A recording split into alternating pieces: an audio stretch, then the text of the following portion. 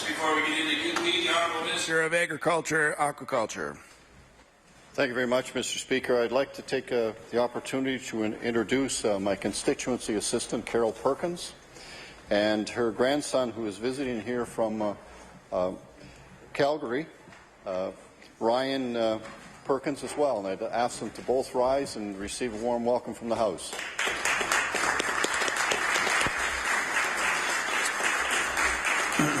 We'll now proceed to oral members put by members to ministers. The time is now 10:49. We'll conclude at 11:39. The Honourable Leader of the Official Opposition. Thank you, Mr. Speaker. Mr. Speaker, if there's one thing that we count on the government to get right in its budget, it is to protect the jobs of Nova Scotians. And we got a big reminder of that this morning because the latest job report shows that in the last month, 5,800 full-time jobs have disappeared here in the province of Nova Scotia. And Mr. Speaker, in this government, in this budget, this government made a huge error. They have put at risk 2,000 jobs in our film and creative industries by the changes they have made to the film tax credit. These are jobs of young, talented Nova Scotians. I can tell you right now, Mr. Speaker, this will be a bigger mistake than the cancellation of the Blue Nose Ferry and the jobs that went with it. So I'll ask, the Yarmouth Ferry, Mr. Speaker. We'll talk about the Blue Nose another time. The Yarmouth Ferry, as big a mistake as the Yarmouth Ferry, Mr. Speaker. So ask the Premier, will he admit today that his government has made a big mistake that's going to cost jobs, or will he tell us why he wants to put 2,000 jobs for young Nova Scotians at risk? The Honourable Premier. Thank you, Mr. Speaker. Mr. Speaker, I want to inform all members of this House yesterday's budget was about moving this province forward in a new direction. Mr. Speaker, it was about engaging and providing an opportunity for the private sector to create these jobs, Mr. Speaker. It was a challenging day. We said all along, Mr. Speaker, all Nova Scotians are going to have to be part of the solution, Mr. Speaker, and that when that's the case, Mr. Speaker, all Nova Scotians will be able to benefit from the results. The Honourable Leader of the Official Opposition on his first supplementary. Mr. Speaker, this is a huge mistake. It is going to cost 2,000 people their jobs. Mr. Speaker, just overnight, we are getting reports of real jobs being killed, real productions being cancelled. And, Mr. Speaker, these are young Nova Scotians, and some of them are in the gallery today from the community college. I'll give you one example. Kimmy Dool is here. She's a makeup artist. She's already had 2 jobs cancelled. This is not rhetoric, Mr. Speaker. These are real people with real jobs, and they deserve better than what they got from this government yesterday, Mr. Speaker. What does the Premier have to say to people like Kim Dool and the 2,000 other young, talented Nova Scotians whose jobs are now at risk? The Honourable Premier. Mr. Speaker, I want to thank the honourable member for the question. Mr. Speaker, the film tax credit is still in place in this province, Mr. Speaker. Mr. Speaker, 25% of that credit, Mr. Speaker, is given directly to the producer, Mr. Speaker, to take to the bank to help finance it. The other 75% is a true tax credit, which goes against the taxes you pay in Nova Scotia. Why is it unreasonable for the Leader of the Opposition to believe that when you receive a tax credit, it should be applied against the taxes that you pay in this province? The Honourable Leader of the Official Opposition on his final supplementary. Mr. Speaker, we all heard that explanation yesterday. What is unreasonable is to ask 2,000 people who work in our film and creative industry, the very young people we need more of here in the province of Nova Scotia, to watch their jobs go because the Premier, the Minister of Finance and the government do not understand the effect of what they have done. We need more jobs, not less jobs.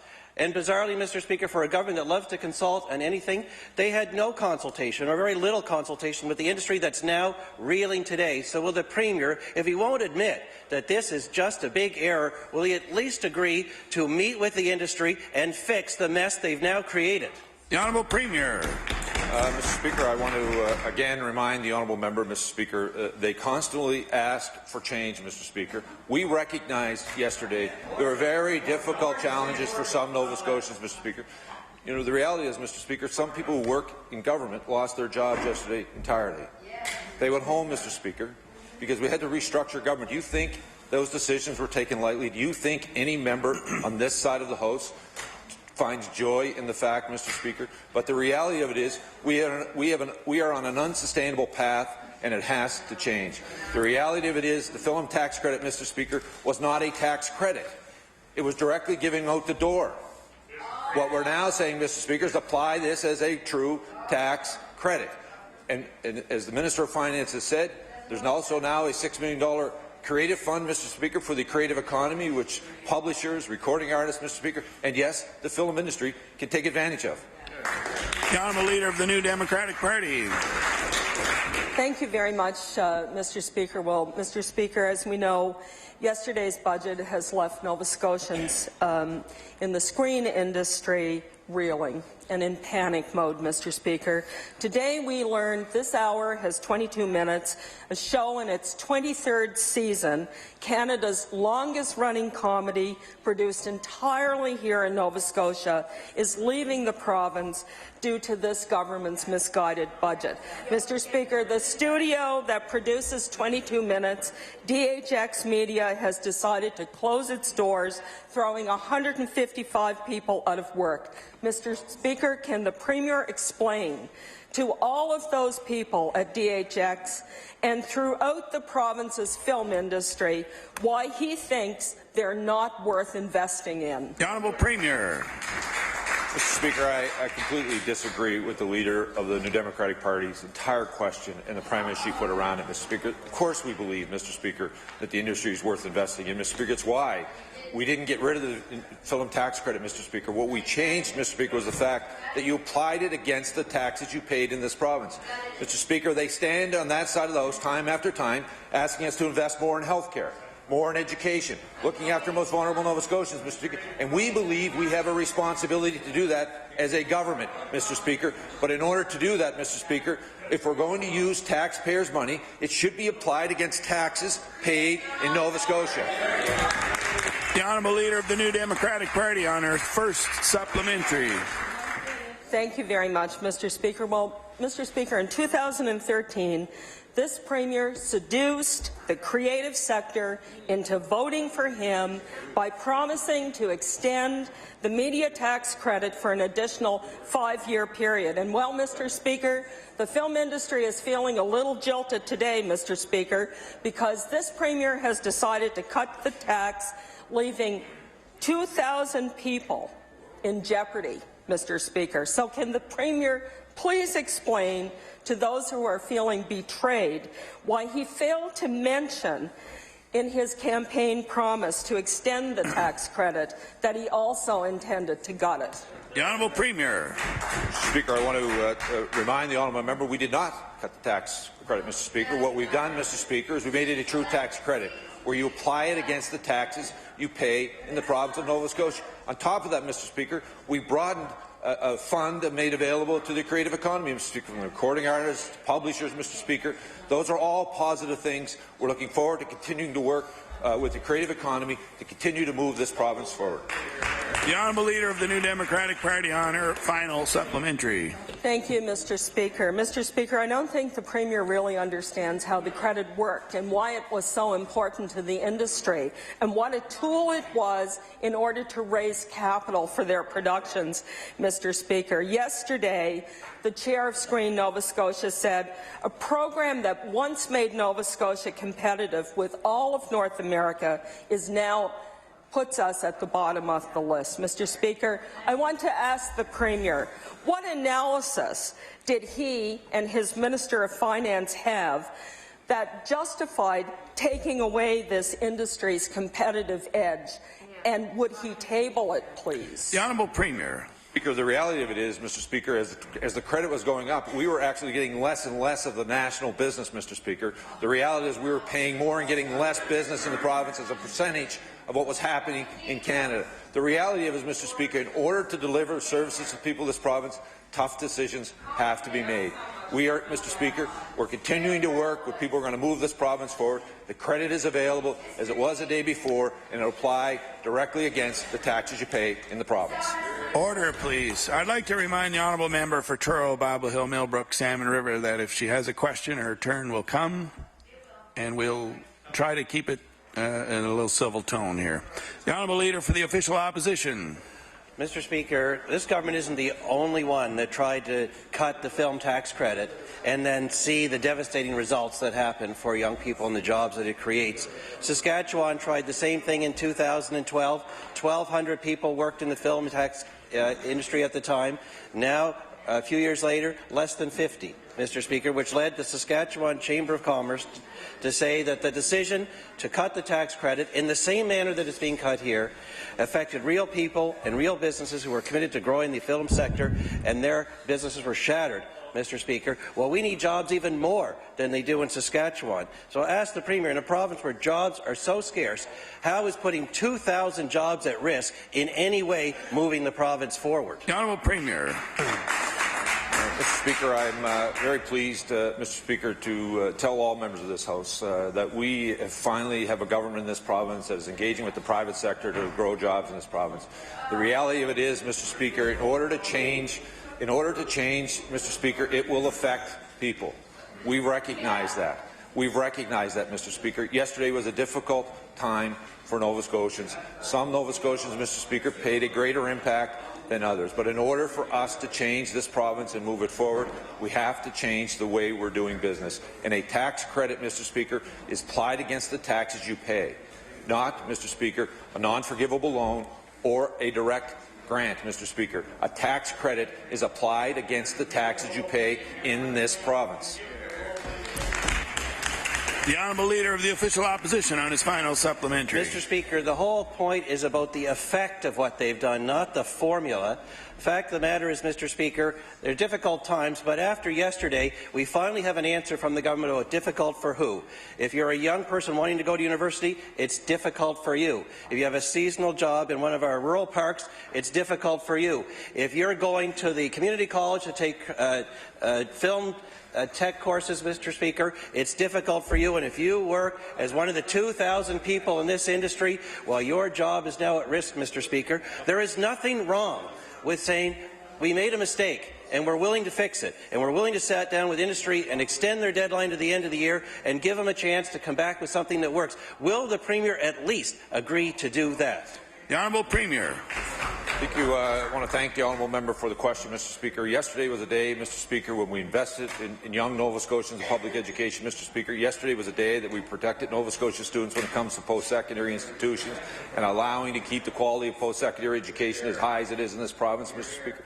Yesterday was a day, Mr. Speaker, that we had to make difficult decisions that we know are affecting Nova Scotians, Mr. Speaker. Some are paying a higher price than others. But, Mr. Speaker, this is about moving forward in the future, and a tax credit, Mr. Speaker, is applied against the taxes you pay in this province so that we can afford to deliver health care, provide more job opportunities, Mr. Speaker, and making sure that this province is moving in the right direction. The Honourable Member for Chester St. Margaret's. The film, television and animation industry were devastated by yesterday's budget cut of the film tax credit. I have to believe that the government is doing this out of ignorance and not malice. So I want to tell you about production companies with projects that are on hold or effectively lost because of the changes. Ocean Entertainment, Big Motion Pictures, Magic Rock Productions, Top Sale Entertainment and DHX Media are all affected and looking to shoot elsewhere. Question to the Premier. Why does the Premier seem so intent on being known as a man who killed an entire industry? I'd like to remind the Honourable Member for Chester St. Margaret's that ignorance is an unparliamentary term, so I'll ask her to rise and please retract that term. I'm sorry, I called the Premier ignorance. Thank you. The Honourable Premier. Thank you, Mr. Speaker. Again, Mr. Speaker, I want to say to all members of this House that the film tax credit is still in place in this province, Mr. Speaker. It is one that you will receive. 25% of it is the same as it always was, Mr. Speaker. The other 75% is being applied directly against the taxes you pay in this province. I also want to remind the House that we've broadened the opportunity, Mr. Speaker, in the creative economy when it comes to sound recording, when it comes to publishers, Mr. Speaker. We're actually broadening the opportunity to drive the creative economy. All we're suggesting, Mr. Speaker, is that if you're receiving money from the people of the province of Nova Scotia in a tax credit form, you should apply it against the taxes you pay in Nova Scotia. The Honourable Member for Chester St. Margaret's. Big Motion Pictures Limited, a 20-year employer of Nova Scotia, best film technicians. It's already looking for alternate locations for their 2015 production slate. Their president, David McLeod, said yesterday, "We are forced to explore options for company headquarters for 2016 and beyond." I'll table that. Grits Kill DHX in Halifax. I have to wonder what the MLA for Lunenburg had to say to the Premier about the film tax credit. After all, Big Motion Pictures produces the TV series Haven, which has done so much for the County of Lunenburg. Can the Premier tell us if the MLA for Lunenburg has expressed concerns about Haven stopping production, or is she in favour of the film tax credit cut? The Honourable Premier. Mr. Speaker, I want to thank the honourable member for the question. It gives me an opportunity to tell all members of this House how proud I am of the great work being done by the member from Lunenburg, Mr. Speaker.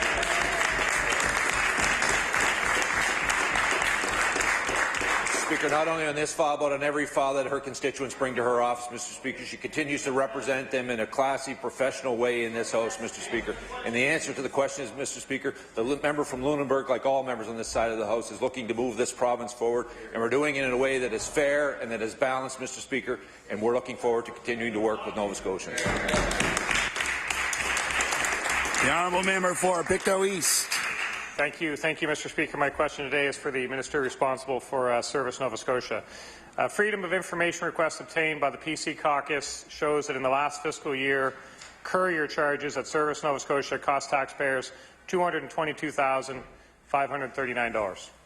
Over $220,000. It sure seems like a lot of money to me, Mr. Speaker, but Mr. Speaker, it's also an average of more than $338 for each item sent by a courier, and $338 per courier is very expensive. So my question for the Minister is, how can the Minister justify this amount to Nova Scotians who will certainly be feeling the pain of yesterday's budget? The Honourable Minister of Service, Nova Scotia. Thank you, Mr. Speaker. I thank the honourable member from across the floor for the question. The reality is, Mr. Speaker, that continued services in government require some outside sourcing to support government's activities, no different than the governments that have preceded us. Within the department, we continue to find efficiencies and savings wherever possible, and I want to assure the member opposite we will continue with that objective. The honourable member for Pictou East. Thank you, Mr. Speaker, and I do appreciate the response. I can tell you that when I was in business, we sent many courier packages out, and very rarely did they cost anywhere near $338 per courier. And in the face of yesterday was a tough day for many Nova Scotians who lost their jobs in the film industry and in the civil service, and many others know this budget will make life harder and more expensive for them. The average Nova Scotian salary is under $43,000. That means courier charges at Service Nova Scotia are roughly equivalent to 5 jobs. So my question is, what does the Minister say to all those people that lost their jobs yesterday or are facing a reduction in services, knowing now that one department spent this much on courier charges? The Honourable Minister of Service, Nova Scotia. Thank you, Mr. Speaker. I want to share with all Nova Scotians we're very much aware of the impact of job losses that the member refers to. And I want to assure the minister or the member that I too hear and feel the impact of government's decision as we try to restructure and find efficiencies for the province so that we can sustain services and continue to support both our population and our economy as we go forward. The honourable member for Northside Westmount. Thank you, Mr. Speaker. Mr. Speaker, yesterday's budget sent a clear message to current and future university students in this province. The government told students if they want to go to school here, they better pay up. By looking the other way and allowing universities to hike tuition fees with no limits by the government, we are intentionally pushing students away. While in opposition, the Minister of Labour and Advanced Education referred to removing the cap on tuition as a handicap for recruitment and said it was a sure way to price ourselves out of the game. And I have that article here, Mr. Speaker. My question to the Minister of Labour and Advanced Education is, why is the Minister allowing universities to price themselves out of the game? The Honourable Minister of Labour and Advanced Education. I want to thank the honourable member for the question, and I do know that yesterday was a tough day for students to hear. Over the past number of years, students have seen a 3% increase in their tuitions, and for the most part, that will continue in the future. I would prefer, Mr. Speaker, that we were not in this particular place right now, and that we find ourselves in the position where we have to raise tuitions. And I imagine it's much the same way that the leader of the opposition felt when he voted to raise tuitions at Dalhousie. Oh, yeah. Thank you. Yeah. The honourable member for Northside Westmount on his final supplementary. Mr. Speaker, we are constantly losing young people to other provinces due to their lack of employment opportunities. The government has no plans to keep young Nova Scotians here. The Ivan Report is a roadmap on how to make our province viable for future generations. After the news broke of the tuition free-for-all, students and young people posted all over social media about moving away because of the bleak future here. A common message on social media was the government finally answered the now or never question of the Ivan Report. The answer was never. So my question to the minister is, why did the minister reverse her position on tuition hikes? And is she really willing to let our province lose more young people as a result of this? The Honourable Minister of Labour and Advanced Education. I want to thank the honourable member for the question, and I want to welcome the opportunity to actually speak about what we're doing for our young people in this province. Just a couple of months ago, my colleague, the former Minister of Economic and Rural Development and Tourism, announced the Graduate to Opportunity program, which will help young people get that crucial first-time job once they complete their studies, Mr. Speaker. What we heard from students was that, in fact, the reason why they will stay in the province is if they have a job to go to, and that's just one of the programs, Mr. Speaker, that we're investing in. Co-op opportunities, summer jobs programs. We also have a variety of student supports for our young people, Mr. Speaker, and in a really tough budget year, we maintain those for Nova Scotia students. The honourable member for Hants West. Thank you, Mr. Speaker. My question will be for the Minister of Health. Mr. Speaker, as all in this House would know, over the course of many years there have been great debate on long-term care, wait lists, new beds, not new beds, new plans, maybe not new plans. I wonder, could the Minister answer today, does he know how many Nova Scotians actually reside currently in long-term care facilities in the province? The Honourable Minister of Health. Very much, Mr. Speaker, and the number of Nova Scotians in long-term care beds, about 7,600 Nova Scotians. That's in those that receive a per diem from the province. And of course, we all know that there are additional private homes in the province. And I think the member opposite will be very pleased with the new direction that we will put in place around making sure those at high risk and need get in first. The honourable member for Hants West on his final supplementary. Thank you, Mr. Speaker, and I thank the Minister for that answer. Something we haven't heard, I don't think, before, or I haven't in this House, is actually how many beds and how many people are actually residing in those homes, and I understand, I don't know what the number would be on the private side, but probably quite a few more. Given that, one of the biggest issues, of course, we know how those beds turn over.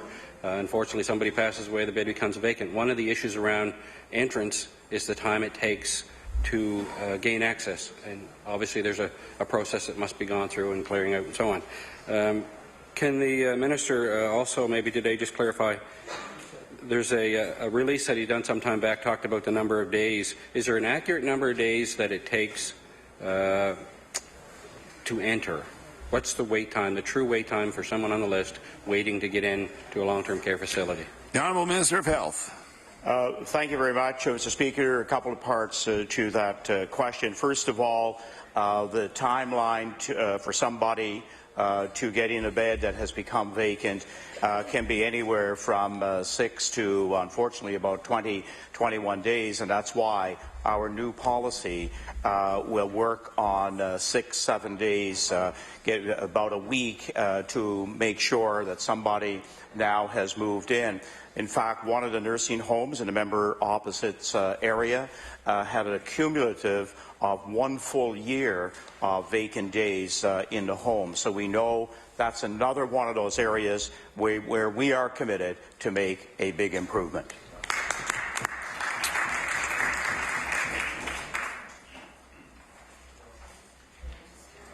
Honourable Member for Truro, Bible Hill, Millbrook, Salmon River.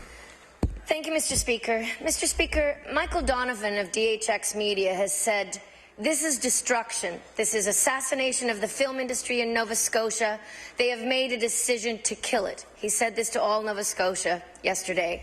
This founder and executive chairman of the successful children's animation powerhouse says that the finance minister, her changes to the film tax credit will make it impossible to raise financing, something that the department doesn't seem to understand. And one thing that I noticed, Mr. Speaker, that the Premier doesn't seem to understand is that 75% of non-refundable tax credit, you cannot take that to the bank. It's only the 25% that actually makes a difference. That's why the industry is moving. So my question, Mr. Speaker, is what does the Premier actually have to say to the fact that DHX Media President Michael Donovan will have to now close his 155-person animation studio? The Honourable Premier. Mr. Speaker, I want to thank the honourable member for the question, and what I said very clearly in response to the leader of the Conservative Party was that the 25%, Mr. Speaker, could be taken to the bank, used as leverage, Mr. Speaker, to raise capital to continue to move forward, to allow DHX or any other film to move forward, Mr. Speaker. The reality of it is, Mr. Speaker, that 75% of it will be applied against the taxes. I'm sure Mr. Donovan enjoys using the healthcare system in Nova Scotia. I'm sure he enjoys public education. I'm sure he enjoys doing all of the other services in Nova Scotians apply.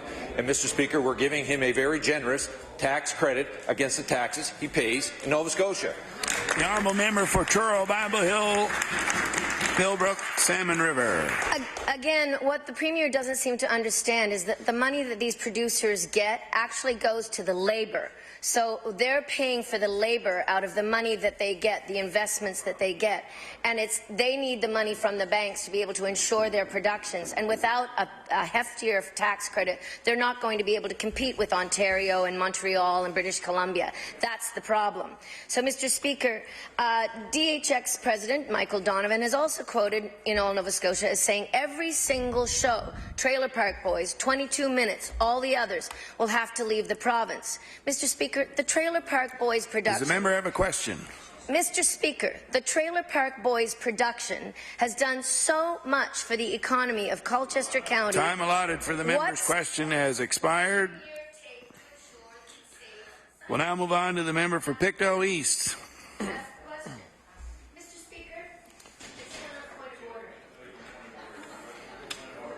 Mr. Speaker, my question today is for the Minister of Energy. This year's budget shows that petroleum royalties are more than half of what they were last year. This is the lowest amount the province has received from our offshore oil and gas royalties in more than a decade.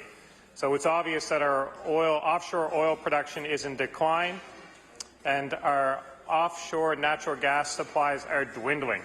So my question for the minister is, when does the minister expect a new supply of natural gas to come online? The Honourable Minister of Energy.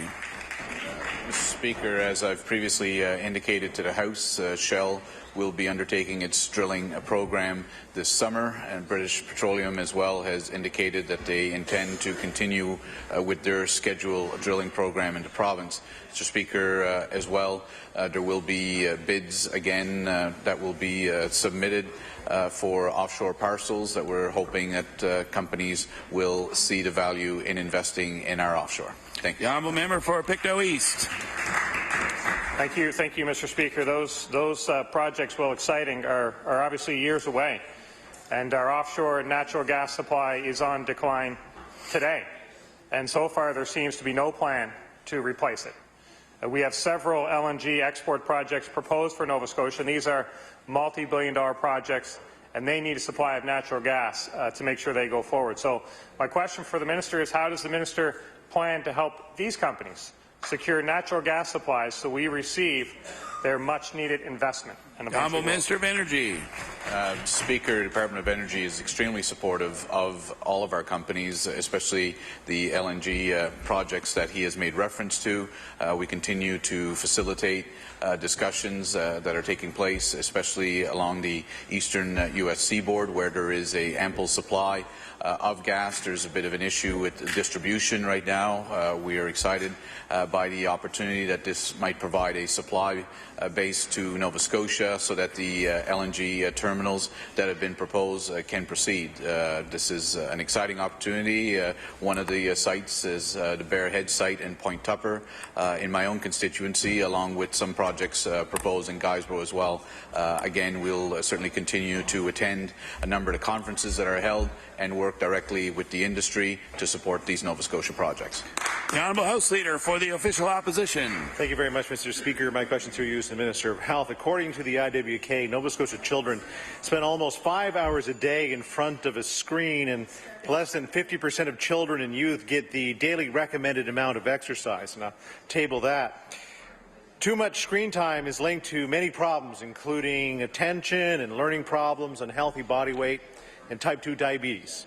And yesterday, the McNeil Liberals cut the healthy tax credit, the healthy living tax credit, leaving families with no provincial relief on the cost of sport and recreation. So my question is to the Minister, what does he think of the government's decision to make it even more difficult for children and youth to get the recommended exercise that they so dearly need? The Honourable Minister of Health. Thank you very much, Mr. Speaker, and pleased that the member opposite asked that question. It's a very important one to our government and this Minister of Health.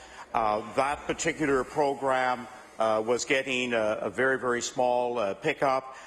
We will be engaged in another program that I think will make a big difference in our school system. I'm sure the member opposite now sees that we're moving back to strong participation ads, and that's to engage not just the children but also the entire family in a more active lifestyle. The Honourable House Leader for the Official Opposition.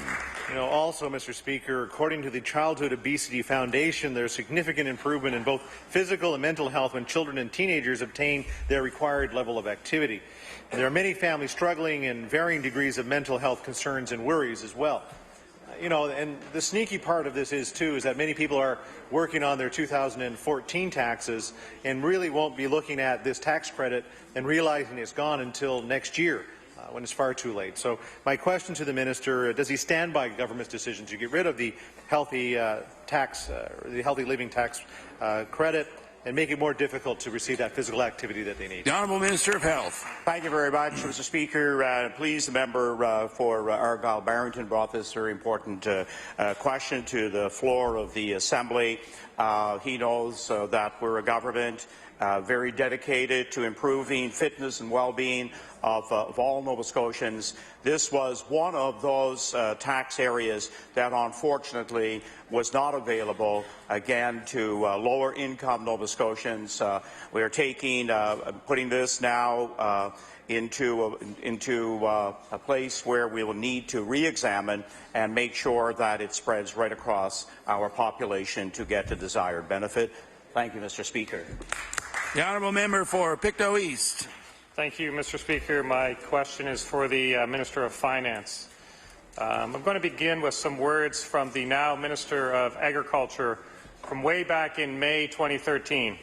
At that time, the now Minister of Agriculture pointed out that bracket creep makes a huge difference to people's personal income tax and drives people out of the province. He went on to say at the time that the NDP was hoping that nobody really looked at the numbers and sees what's going on here, because they're talking about a huge increase in personal income taxes. The now Minister of Agriculture was pretty concerned about bracket creep back then, so my question for the Minister is, does the Minister of Finance agree with her Cabinet colleague's opinion that by not addressing bracket creep, the McNeil government saddled Nova Scotians with a huge increase in personal income taxes? The Honourable Minister of Finance. Thank you very much, Mr. Speaker. And I think it's important to have a little history lesson, because the reason we have bracket creep is because under the leadership of the Premier Ham, he decoupled our tax rate increases and credits from the federal ones. That's how it began, and it has increased year after year after year.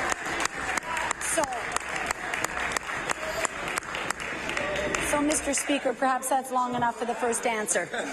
The honourable member for Pictou East on his final supplementary. Mr. Speaker, a little history lesson is always valuable, and especially if we're going to use history to make decisions today. Because, Mr. Speaker, the Liberal budget includes $30 million of bracket creep hidden in a schedule. And I want to remind the Minister of Finance of some of the now Minister of Health's words when he was also pretty concerned about bracket creep a ways back in November 2012, when he said not dealing with bracket creep means the NDP have been very accepting of the natural bracket movement that allows for additional tax increase year over year. The McNeil government has made the same decision today. It's $30 million of additional tax. So my question for the Minister of Finance, does the Minister of Finance share the concern of her cabinet colleague, the Minister of Health, or does she agree with the NDP that we should just let bracket creep continue? The Honourable Minister of Finance. Thank you, Mr. Speaker. And I think this is very interesting because the member opposite is quite mixed up. Bracket creep is about not being linked to other rates as we are with the federal government. What he's talking about here is closing a loophole, and I believe you're referring to the non-eligible dividend tax credit, because that is $30 million, and that's closing a tax loophole. Thank you. The honourable member for Chester St. Margaret's.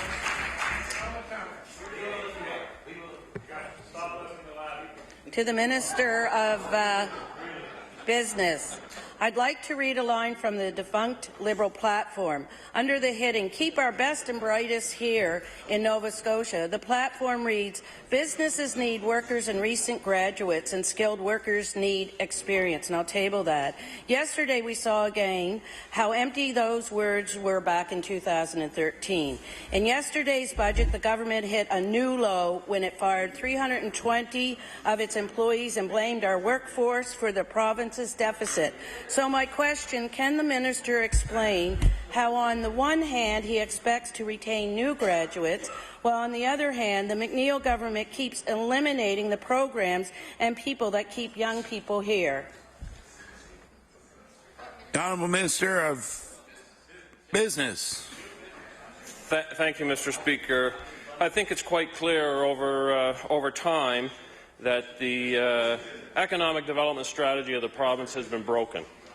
And the objective of the new department going forward, Mr. Speaker, is to provide strategic advice and guidance to ensure that our private sector, who will have the support of government, creating an environment where we can allow business to do what business has asked us to do, get out of the way, and allow business to create jobs and secure employment for Nova Scotians. The honourable member for Chester St. Margaret's on her final supplementary.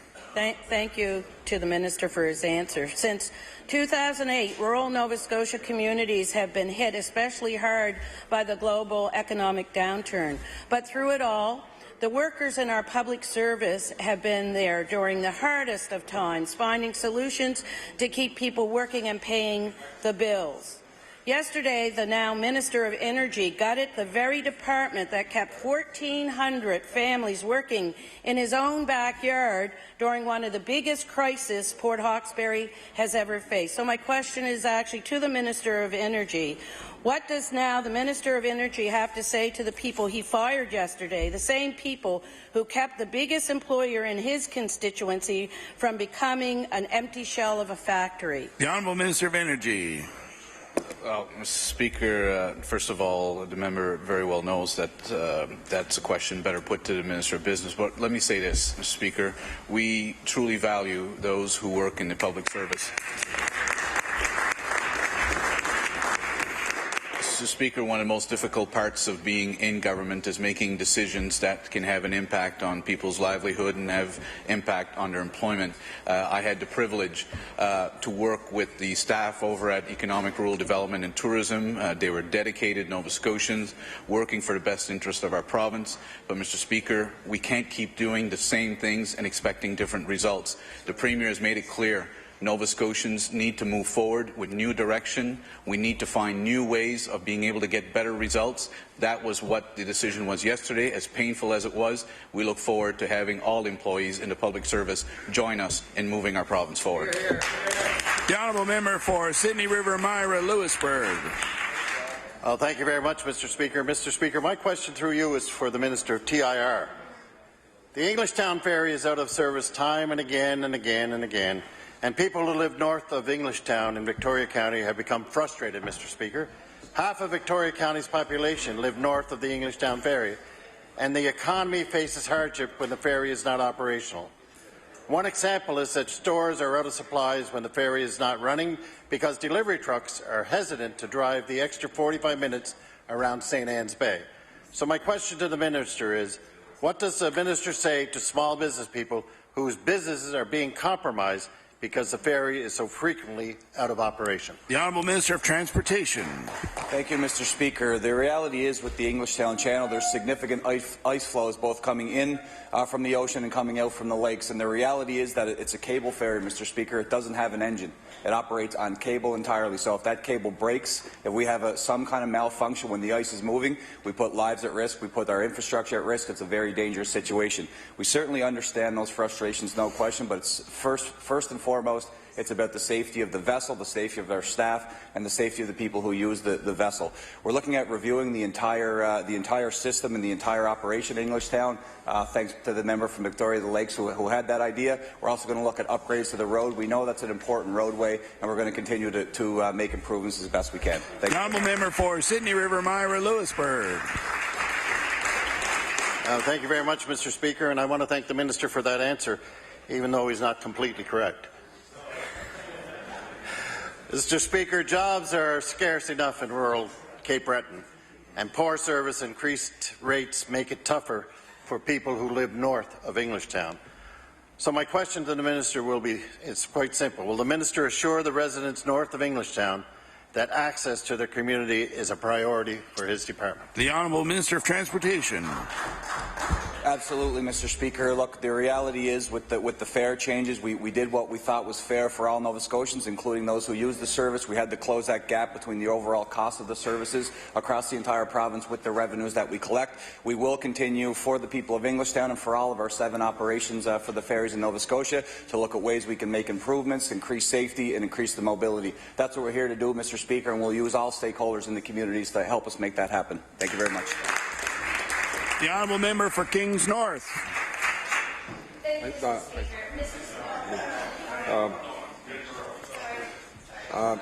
Mr. Speaker, my question is for the Minister of TIR. Mr. Speaker, with the transfer of the Nova Star responsibility to TIR, we now have new questions about how this project will be managed, including the transparency of how the money will be dispersed. My question, Mr. Speaker, for the Minister is, how does the Minister plan to provide transparent reporting of the money provided to Nova Star? The Honourable Minister of Transportation. Thank you, Mr. Speaker, and I thank the member for the question. First and foremost, with respect to the $13 million which was committed by our government this year, it will exist and be available on the website, so all Nova Scotians, including the opposition, can see exactly where the money is flowing, when it's flowing. Mr. Speaker, that is the commitment we'll continue to make. In terms of transparency and next steps, our department's now arranging meetings with the Governor of Maine, with officials in Yarmouth, of course, with the help of the MLA from Yarmouth. We're going to talk to Mayor Pam Mood. We're going to have conversations with many people in the industry. We're going to talk to the Nova Star folks. I'm going to have conversations with each and every person that's impacted by this that can help us pull this service forward and make sure we sustain it for the long term. The Honourable Member for Kings North on his final supplementary. I'd like to thank the Minister for that answer to the question, Mr. Speaker, and certainly hope that turns out as stated. In regard to the $13 million, I have a specific question. It was announced in February that $13 million would be provided to Nova Star this year. So far, we understand $4 million has provided under the former Department of ERDT.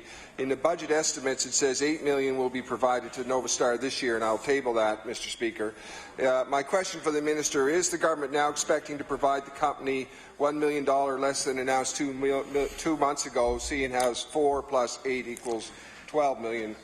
So that's my question. The Honourable Minister of Transportation. Thank you, Mr. Speaker. The way that the money is going to flow to the Nova Star officials for the vessel is very specific. There are deliverables. It's stage gated. So at this point, we collected the 8 under our department with TIR. That's why that line item's there. The member's right. It leaves 5. 4 has been paid to Nova Star operators, so they have that. The additional $1 million is held in Treasury based on some of the specific requirements and deliverables that Nova Star has. So that $1 million is held in Treasury, and when those deliverables are met, the money will flow to the Nova Star operators. Thank you very much. The honourable member for Truro, Bible Hill, Millbrook, Salmon River. Thank you, Mr. Speaker.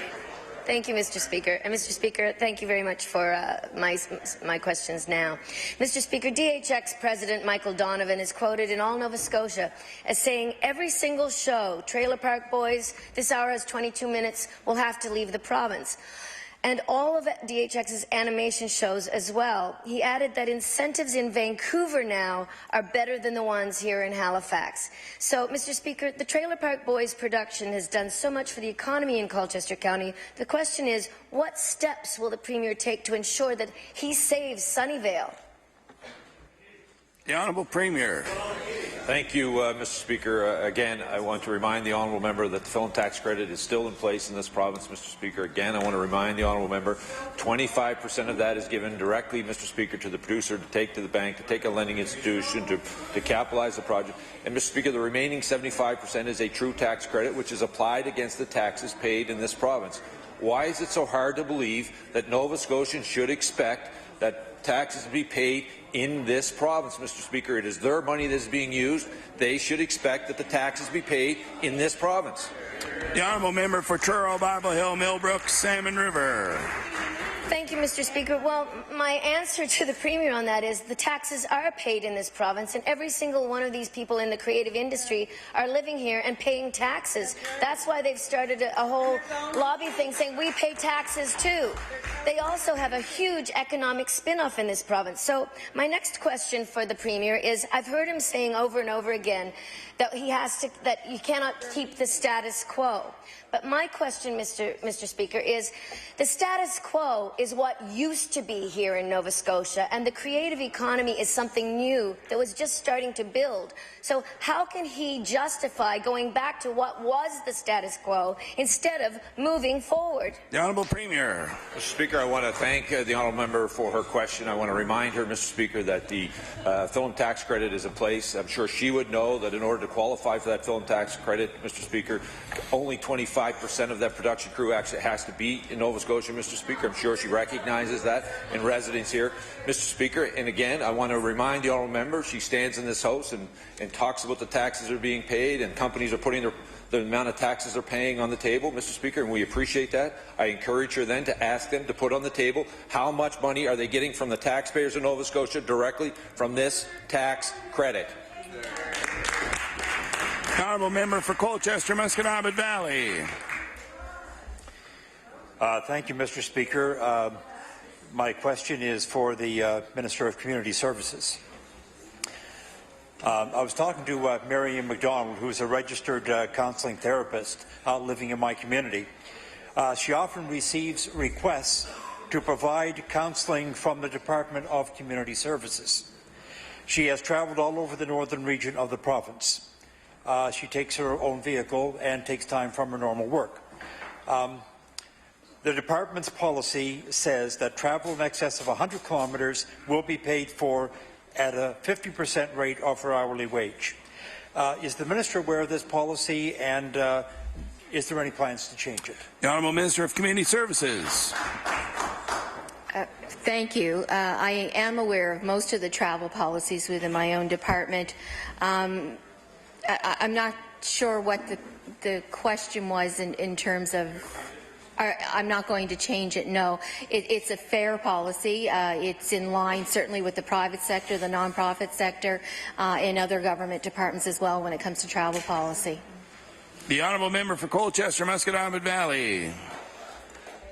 The thing is that Marion McDonald does not want to turn down these clients who really need that kind of care. And she is asking about the compensation and if that compensation can be better than what it is now. The Honourable Minister of Community Services. I absolutely appreciate the service providers that do provide contracted services for our clients, but we are not in a position to pad that any more than what's available to every other person and in the nonprofit, private sector, and other government departments. The honourable member for Kings North. Thank you, Mr. Speaker. Mr. Speaker, my question is for the Minister of Business. Yesterday, in the budget, the Minister of Finance did not mention small business, and our small businesses pay among the highest taxes in the country and are major job creators. Before the last election, the Premier said it is time for Nova Scotians to have a provincial government that recognises hard-working Nova Scotians and small businesses are the backbone of our economy, and I'll table that, Mr. Speaker. My question for the Minister is this. When will this government stand by those words and recognise that maintaining high taxes for small business hurts all Nova Scotians? Honourable Minister of Business with 7 seconds. Thank you, Mr. Speaker. I'm going to run out of time here. I don't think I'm going to get a chance to answer Order, the question. please. Time allotted for oral questions by members to ministers has expired. The Honourable Government House Leader. Just one.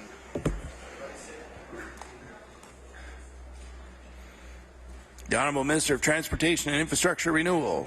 Thank you, Mr. Speaker. I rise to table a document that was requested by the member from Sydney River Mire Lewisburg on April 17th regarding a number of bridges in Nova Scotia. So I think with the consent of the House, could I be permitted to table this information on the Melanson, Crowdis, Whitman, Gillis and Leonard Bridge? Is it agreed? It is agreed. Report is tabled. The Honourable Government House Leader. Speaker, I move that you now leave the chair and the House resolve itself into a committee of the whole on supply. The House will now resolve itself. Motion carried. The House will now resolve itself into the committee of whole House on supply and will recess for 2 minutes while we get